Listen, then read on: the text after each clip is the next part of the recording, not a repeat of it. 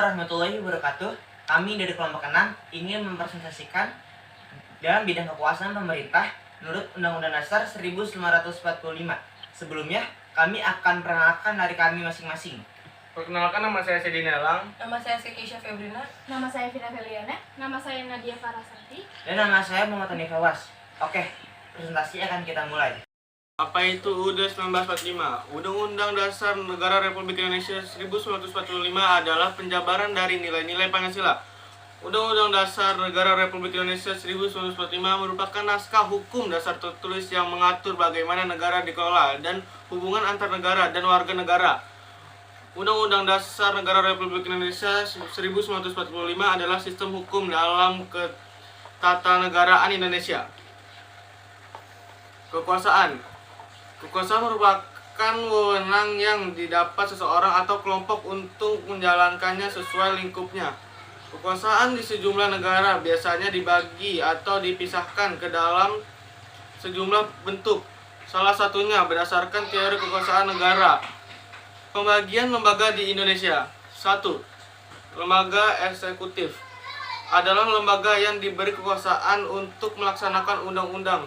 Saat ini, kedudukan lembaga eksekutif dipegang oleh kepala pemerintahan, yakni presiden dan wakilnya, serta menteri-menteri. 2. Lembaga legislatif adalah lembaga yang bertugas untuk membuat atau merumuskan undang-undang yang diperlukan negara. Contoh, lembaga legislatif ini adalah MPR, DPR, dan DPD. 3. Lembaga yudikatif untuk mengadili setiap pelanggaran terhadap undang-undang dalam menjalankan tugas dan fungsinya. Lembaga yudikatif bersifat independen dan terbatas dari intervensi pemerintah. Lembaga yudikatif di Indonesia terdiri dari Mahkamah Agung dan Mahkamah Konstitusi. Dalam bidang eksekutif, Presiden adalah pemegang kekuasaan pemerintah tertinggi. Menurut Undang-Undang Dasar 1945, Pasal 4 Ayat 1 yang berbunyi, Presiden Republik Indonesia memegang kekuasaan pemerintah menurut Undang-Undang Dasar. Nah, tugas Undang-Undang Presiden sebagai kepala pemerintah ada di Pasal 5 Ayat 1 Undang-Undang Dasar 1945 yang berbunyi, Presiden berhak mengajukan rancangan undang-undang kepada Dewan Perwakilan Rakyat. Pasal 5 ayat 2, Presiden menetapkan peraturan pemerintah untuk menjalankan undang-undang sebagaimana mestinya. Di pasal 10 Undang-Undang 1945 berbunyi Presiden memegang kekuasaan yang tertinggi atas Angkatan Darat, Angkatan Laut, dan Angkatan Udara.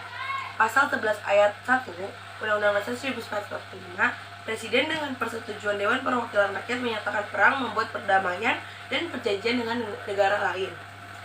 Pasal 13 ayat 1 Undang-Undang 1945, Presiden mengangkat duta dan konsul. Pasal 12 Undang-Undang 1945, Presiden menyatakan keadaan bahaya, syarat-syarat dan akibatnya keadaan bahaya ditetapkan dengan undang-undang.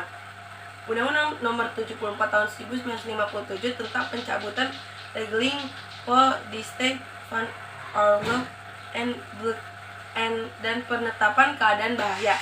Pasal 14 ayat 1 Undang-Undang 1945, Presiden memberi grasi dan rehabilitas dengan memperhatikan pertimbangan Mahkamah Agung.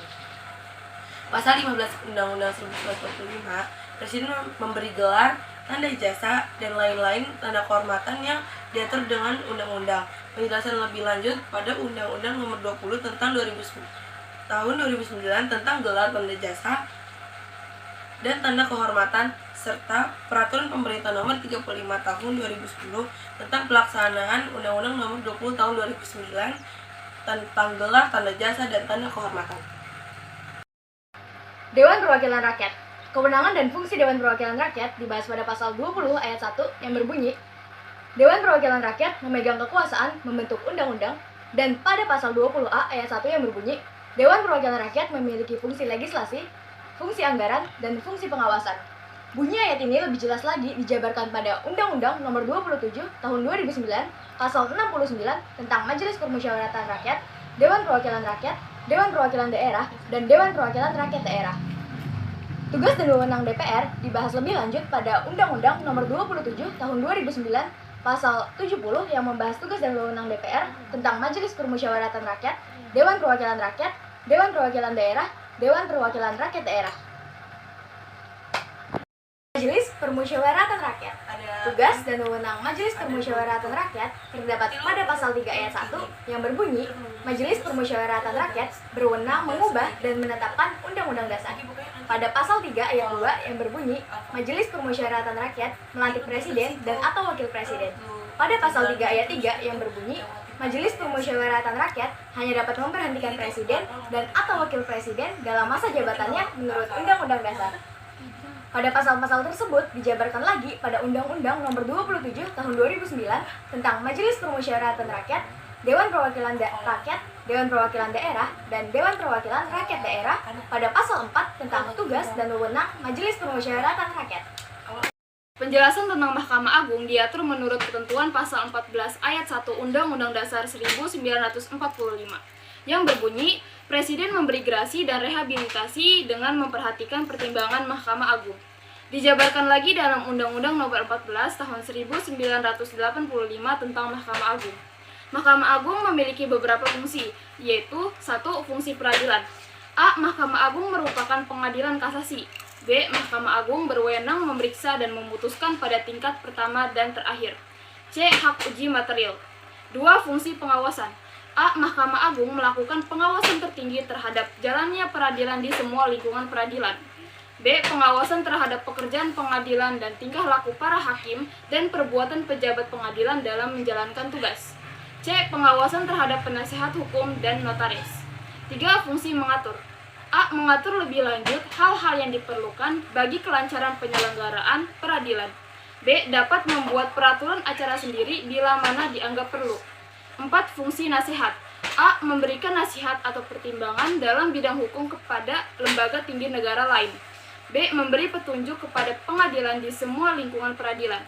5. Fungsi administratif. A. Badan-badan peradilan menurut pasal 11 ayat 1 Undang-Undang Nomor 35 Tahun 1999 sudah dialihkan di bawah kekuasaan Mahkamah Agung. B. Berwenang mengatur tugas serta tanggung jawab, susunan organisasi dan tata kerja kepaniteraan pengadilan. 6. Fungsi lain-lain. Dapat diserahi tugas dan kewenangan lain berdasarkan undang-undang. Mahkamah Konstitusi. Tugas dan wewenang Mahkamah Konstitusi diatur menurut ketentuan pasal 7A Undang-Undang Dasar 1945 yang berbunyi, Presiden dan atau Wakil Presiden dapat diberhentikan dalam masa jabatannya oleh Majelis Permusyawaratan Rakyat atas usul Dewan Perwakilan Rakyat, baik apabila terbukti telah melakukan pelanggaran hukum berupa pengkhianatan terhadap negara, korupsi, penyuapan, dan tindak pidana berat lainnya, atau perbuatan tercela maupun apabila terbukti tidak lagi memenuhi syarat sebagai presiden dan atau wakil presiden. Dan pasal 7B ayat 4 dan ayat 7 Undang-Undang Dasar 1945 yang ayat 4-nya berbunyi, Mahkamah Konstitusi wajib memeriksa, mengadili, dan memutus dengan seadil-adilnya terhadap pendapat Dewan Perwakilan Rakyat tersebut paling lama 90 hari setelah permintaan Dewan Perwakilan Rakyat itu diterima oleh Mahkamah Konstitusi. Dan ayat 7 yang berbunyi, keputusan Majelis Permusyawaratan Rakyat atas usul pemberhentian Presiden dan atau Wakil Presiden harus diambil dalam rapat paripurna Majelis Permusyawaratan Rakyat yang dihadiri oleh sekurang-kurangnya 3/4 dari jumlah anggota dan disetujui oleh sekurang-kurangnya 2/3 dari jumlah anggota yang hadir. Setelah Presiden dan atau Wakil Presiden diberi kesempatan menyampaikan penjelasan dalam rapat paripurna Majelis Permusyawaratan Rakyat. Dijabarkan lagi dalam Undang-Undang Nomor 24 Tahun 2003 tentang Mahkamah Konstitusi. Berdasarkan keterkaitan dengan sila-sila Pancasila. Sila pertama, ketuhanan Yang Maha Esa. Implementasinya, pemerintah dilantik dengan sumpah jabatan menurut agamanya, sehingga pemerintah diharap amanah dan tidak mengkhianati bangsa Indonesia. Sila kedua, kemanusiaan yang adil dan beradab.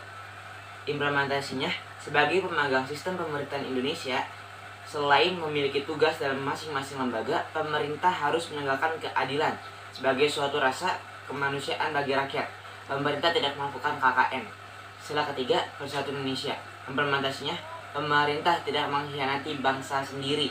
Sila keempat, kerakyatan yang dipimpin oleh hikmat kebijaksanaan dalam permusyawaratan perwakilan. Implementasinya, Sebagai negara yang demokrasi, dalam pemilihan umum, pemerintah tidak boleh berbuat curang, seperti menyogok suara rakyat. Rakyat memiliki hak untuk memilih pilihannya sendiri. Lembaga legislatif memiliki tugas untuk mengayomi dan mendengarkan suara rakyat. Sila kelima, keadilan sosial bagi seluruh rakyat Indonesia. Implementasinya, manusia Indonesia dituntut oleh Pancasila untuk bisa memerankan dirinya sendiri, memiliki jiwa keadilan sosial, terutama bagi pemimpin negara untuk bisa bertindak adil bagi seluruh rakyat Indonesia tanpa harus memandang kelas sosial yang ada di masyarakat. Dengan adanya keadilan sosial, maka akan tercipta pula kesejahteraan yang merata bagi seluruh rakyat Indonesia. Presentasi dari kelompok kami, kurang lebihnya mohon maaf. Wassalamualaikum warahmatullahi wabarakatuh.